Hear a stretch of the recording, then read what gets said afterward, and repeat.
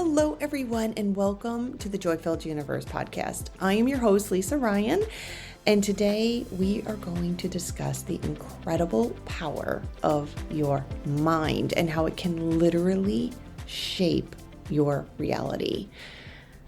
So here's an idea. Your thoughts don't just float around in your head. They become things. That's right. The invisible stuff in your mind can actually turn into the tangible stuff in your life. We're not just talking about from the perspective of manifesting here. No, we are going to take a scientific perspective too.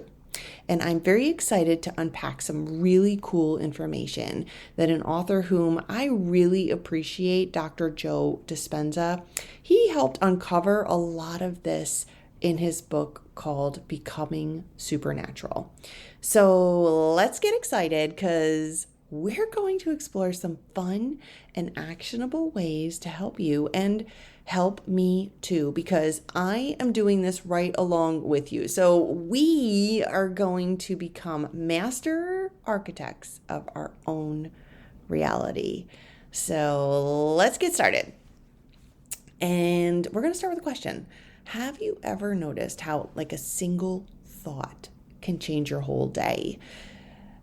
Maybe you wake up thinking today's going to be really rough, right? Because you can't find your slipper, your bathrobe wasn't where you left it the night before, you stub your toe when you get out of bed, maybe your favorite creamer has soured and now you don't have creamer for your coffee.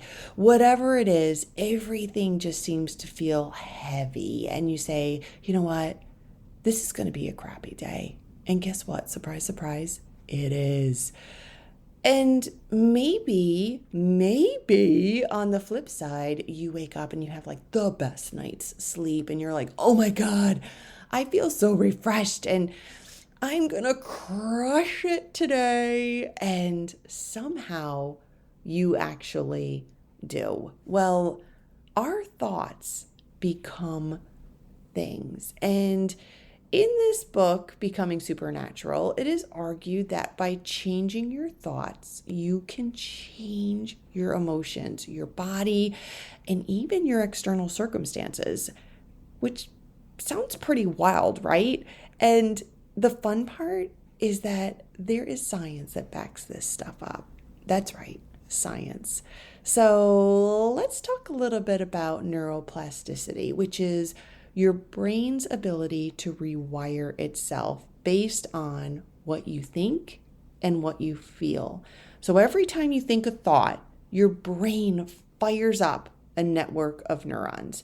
And if you don't know what a neuron is, that's okay, because in very plain Lisa language, a neuron is they're like the messengers of your brain. They're tiny cells that help you think, they help you move, they help you feel, and basically everything else. They are the reason you remember your friends' names, why you can feel happy, why you can kick a ball, and are just the overall team players that keep your body and your mind in sync and working together. In fact, one of my very favorite sayings is, be very aware of your thoughts because every cell in your body is listening. And after this episode, you're going to be like, that is so true. And I actually have this posted in my kitchen where I spend a lot of my time because it is 100% a reminder every single day to be so aware of your thoughts and where you're placing them. So here's something fun. When we think the same thought over and over again, it becomes a belief. So if you're always saying things to yourself like, I'm not good enough, I'm not smart enough, I'm not tall enough, I'm not the right weight, whatever it is, all that negative self-talk, well, that network of neurons that comes from those thoughts, they just get stronger and they start to wear these pathways in your brain, kind of like a well-worn path in the woods. And now here's the super silver lining, if that happens to resonate for you. That negative self-talk is what I'm talking about. You can actually carve new paths. You can train your brain to think differently. And when you do, your reality starts to shift. It's kind of like a software reboot in your brain. It's kind of like when you do a software update. It's the same thing, but it's for your mind. So if you are consciously and consistently thinking new thoughts that serve you better and come from a place of joy and love, and you do this over and over and over again, you create a new belief system, a new way of showing up, a new way of seeing life. And this energy, it resonates out into the universe, and your reality shifts into one that is filled with all high vibe abundance. And the best part is that abundance, it just keeps coming because you have stepped into a new mindset that is now your new path, your new normal. How magical is that? I love that thought. Okay. And yeah, I do. I love that thought. Okay. So another thing that's really cool that I learned in this book, Becoming Supernatural, is it blends neuroscience with quantum physics, which, in my opinion, are probably two fields that would not typically hang out together at the same party. So I have learned that if you think a thought, it's not just a spark in your brain, it's an energy signal that fires up these neurons and it ripples brain waves out into the world because those neurons create an emotion. And emotion is energy in motion. So it ripples those brain waves out into the world. So when you're stressed or in like that survival mode, your brain starts to function in this very high beta wave state. And it's just fast and chaotic and focused on problems and drama. And when you slow yourself down and collect yourself and maybe take a few deep breaths or whatever that is, go out for a walk, I don't know, exercise, visualize, journal, meditate, whatever it is, just taking yourself down a bunch of notches, you can actually find yourself in a state of flow, which will drop you into that alpha and theta wave, which are very slow and they're calm and they're much more creative. An example of feeling theta waves is when you are in that dreamy drifting like state that you can feel right before you nod off to sleep at night or even right before you wake up in the morning. Theta waves are like a wide open door to your subconscious mind. Your conscious mind, that's the part that kind of analyzes and judges and filters information. That just takes a back seat to your subconscious mind, which runs those deeper beliefs, those emotions and habits. And it's really ready to absorb new ideas and feelings. And guess what? Theta waves, they pair really well with strong emotions, making it really easy to reprogram your subconscious mind just by feeling something deeply with all of your senses and letting your body just get engulfed with all those incredible feelings. So basically, in theta, your subconscious mind is primed and ready to receive whatever you're going to feed it. Now, here's where it gets a little bit trippy. Dr. Joe Dispenza says that these really feel good, flowy states, they don't just feel good. They connect you to what's called the quantum field. Think of that like this invisible web of energy where infinite possibilities exist. I love that term, infinite possibilities, that in and of itself is like a high vibe for me. So when you focus on your thoughts and your emotions, like really feel gratitude, excitement of having something that you've always wanted, you're sending a clear signal out to that quantum field, and that field, it responds. And so it's just kind of like placing an order with the universe. So have you ever heard someone say, where the attention goes, the energy flows? Well, that's exactly what's going on here. Where the attention goes, your energy is flowing, and you're creating these new neural pathways in your brain, it's just incredible, and it's magical, and it's awesome. So you might be asking yourself, how does this work in real life? There is really a pretty profound example in the book Becoming Supernatural, where this woman who had been dealing with like this debilitating digestive disorder for years, constant pain, bloating, and just a body that's not cooperating. Well, doctors had told her that what she had was incurable, and it was just going to be like a lifelong thing that she was going to have to deal with, and that she was stuck in this cycle of just feeling awful, which naturally prompted her to spin into this negative self-talk, like, I'm never going to get better. Why is this happening to me? You kind of get the drift. And just stayed there. And of course, it kept her then in this very negative state of mind, this very fight or flight, victim-like mentality. And negative self-talk, by the way, it almost never has a very positive impact, at least not for the long term.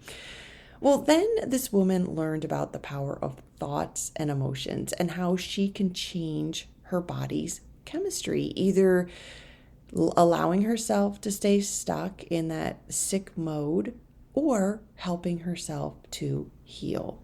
And she really wanted to give it a shot. I mean, why wouldn't she, right? So she committed herself to rewiring her mind and her body completely. And how did she do it? Well, she used some very simple steps that you can use too. And they're very practical. Here's what she did. 1, she changed her thoughts. Instead of dwelling on the I'm broken, she pictured herself healthy. She pictured herself vibrant, pain-free, full of energy. She didn't just think it, she obsessed over it, making it her new mental habit.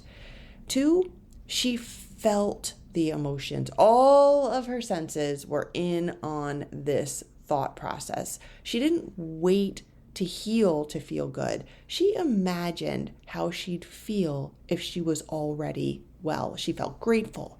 She felt joyful. She felt free. She felt full of mobility and life.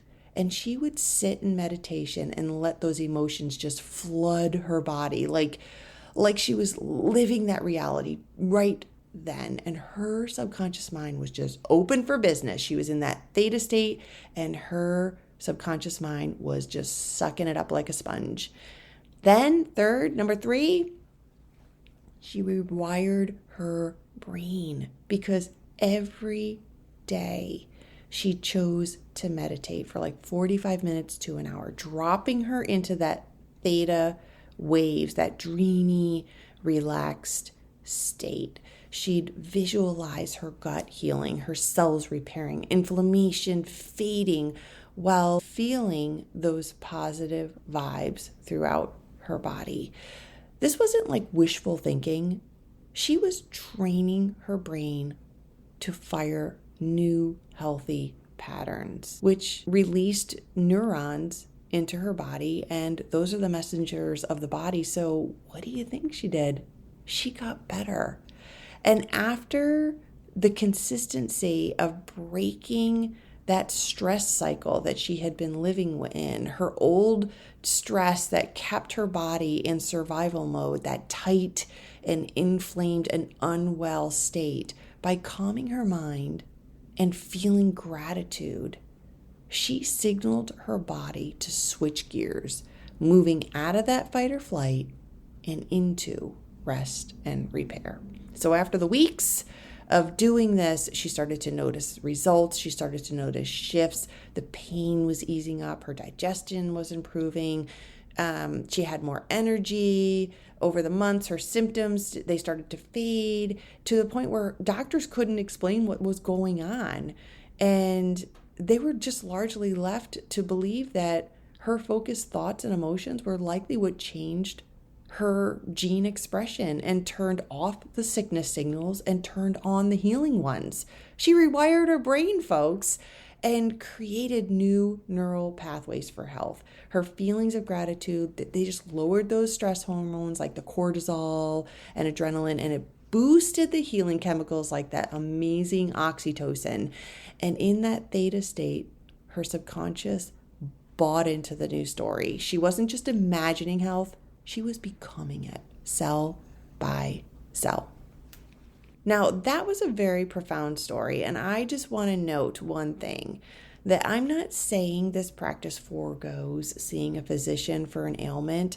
By all means, you are in charge of your body, you know what's best for you, and do what you think is right. I just want you to be aware that this is clearly a practice that you can incorporate into your life for anything, regardless. And remember those vision boards that we spoke about in the previous episode? And not even just the vision boards, whatever it was that you were doing from your visioning practice, whether it was vision boards or journaling or meditating, that clarity that we sought and focusing on what you do want. Whatever your intention is, remember, where your attention goes, that energy flows. Now, I have my own little story to share with you, and it is by no means as profound as the example I gave you from the book, but it's still fun, and it worked for me. So my own little mini version of this was a couple of years ago, I was looking to buy a bigger condo. And it was in 2023, and the inventory on the market was just super, super low, and everything out there was just overpriced and needed tons of work, and the mortgage interest rates were like through the roof. So every time I went to look at a real estate app or go out with my realtor, I would think, oh my God, I am not going to find anything. I don't even know why I'm bothering. I don't know why I'm wasting my weekend. I don't know why. This is just going to be horrible. And when I do find something, it's going to cost me an arm and a leg. It's going to need a ton of work. The interest rate's going to cost me a fortune. What a waste of my time. This sucks. Well, you can probably guess what I would yield from every weekend when that was my starting point, right? It was never success by any stretch. The only thing I was accomplishing was everything that I had set myself up for. So then I decided to create my own little vision board on my phone. And on it, I actually created all the things I wanted in my home, and also the way it would make me feel, how happy I would be knowing that I have a lovely home and I can have friends and family come and visit me and there's plenty of space. And oh, by the way, I got so specific, I even picked the very building that I wanted this home to be in. So I was becoming a little bit too specific, but I didn't care, because I was like, no, I'm going to stay so laser focused on this, and I'm going to behave in a way that I know this is my reality. And I did just that. Well, lo and behold, maybe within like 1 month's time, I saw a unit that had literally been on the market for probably like 7 or 8 months. And I had seen it listed, but I was just like, nah, I don't want to go see it. Well, finally, just on a whim, I got this gut feeling, and I called up my realtor. I'm like, hey, can we just go check out that place? And it didn't even have like an open house or anything going on. And so the guy that was living there, he was really kind. He was like, okay, I'm out, and allowed us to go in. And I walked into this place and I was like, this is it. I walked maybe 3 steps in and I was like, oh, I'm going to buy this place. Yes, this is it. Now, here's the kicker. Not only was it a really cute home, it was in the building that I wanted. It was a layout that was absolutely perfect because it had like a bedroom and a full bathroom on one side of the home, then like your whole living space, and then like another bedroom and a full bathroom on the other. So just privacy, right? And the best piece of all was when I applied for a mortgage. I don't know how, I don't know what happened, but some random opportunity, and I got a mortgage that was like 3% less than the average mortgage at the time. So I jumped on that and I was thrilled. And guess what? I'm still in this home right now. So it really worked out for me and I was tickled. And you know what? I don't think any of that was a coincidence. No. And I want you to be aware of something too. Just because you might have some crummy thoughts every now and again, you don't undo all of your really good thoughts. So if you've been really awesome about focusing on and manifesting some really awesome things into your reality, and then you just happen to have a crappy day, don't worry about it. Because I genuinely believe that you keep all those happy thoughts in escrow. And oh, by the way, high vibe thoughts, which are thoughts that come from love and joy, they are so much stronger in the universe than these low vibe thoughts. So don't you worry about that. Everything always works out for your highest good. So keep that high vibe energy going. Keep putting all those amazing thoughts out into that quantum field, that field of infinite possibilities. And I know that after you place that order with the universe, it is going to be coming right up for you. All right. So let's get practical here. As we recap what we have just talked about, after you finish listening to today's pod, how are you going to practice turning your thoughts into things? Well, this is how. First, when we learned last week, you got clear on what you wanted. And we aligned it with feelings and all of our senses and even picturing ourselves in our visioning practice. Well, also let's talk about how we speak our reality. We don't say things like, I want more money. No, rather say things like, I feel so abundant and free running my own business. So pay very close attention to how you're messaging your desires for yourself. Don't say things like, I want. Speak as if it's already in your reality. I feel so abundant. I feel so free. Stay there.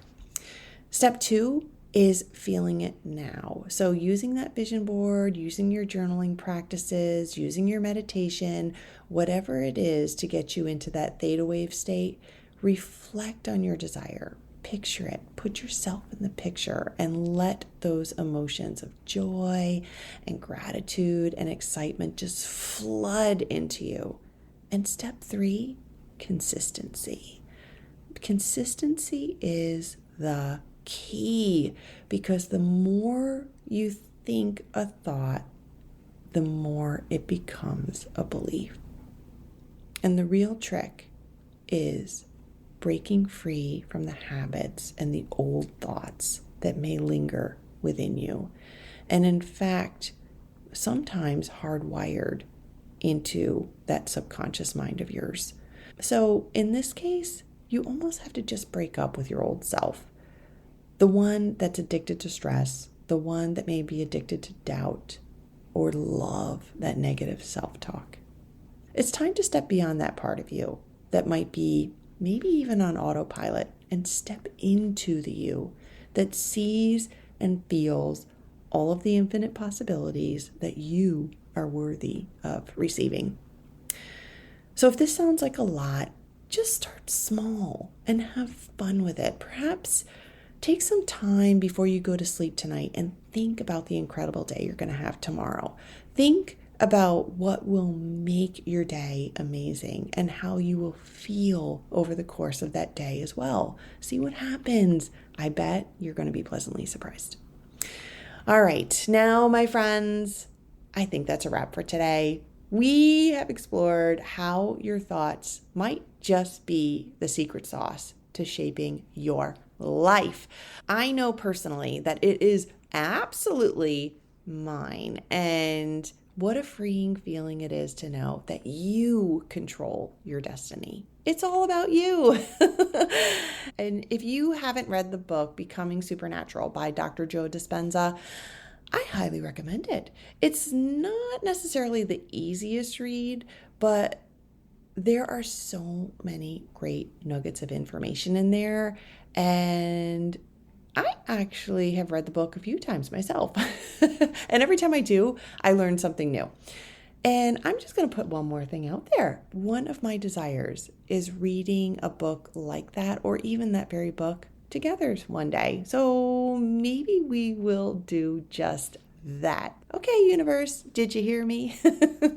Next week, we are going to dig into energy blocks. Energy blocks can be that negative narrative that appears almost every time something is going great in your life, or maybe even those assumptions or interpretations that always seem to have a negative spin and put a damper on your high vibe. And then there is the limiting beliefs that can hold you back from enjoying some of these awesome neuron experiences in your body that set up that high vibe electromagnetic energy, which brings all sorts of amazing abundance into your life. So I hope you come back and join me next week. And I also hope that you found today's episode to be helpful and applicable to your life. And if you did, please help me out and rate, subscribe, give a follow, and even a lovely review would be terrific and appreciated, or share it with a friend. So thank you for joining me today. I love growing with you. And I am your host, Lisa Ryan. This is the Joy-Filled Universe podcast, where we explore all of the tools and tricks that are going to make your universe even more joyful than it already is. I will see you next week. Bye.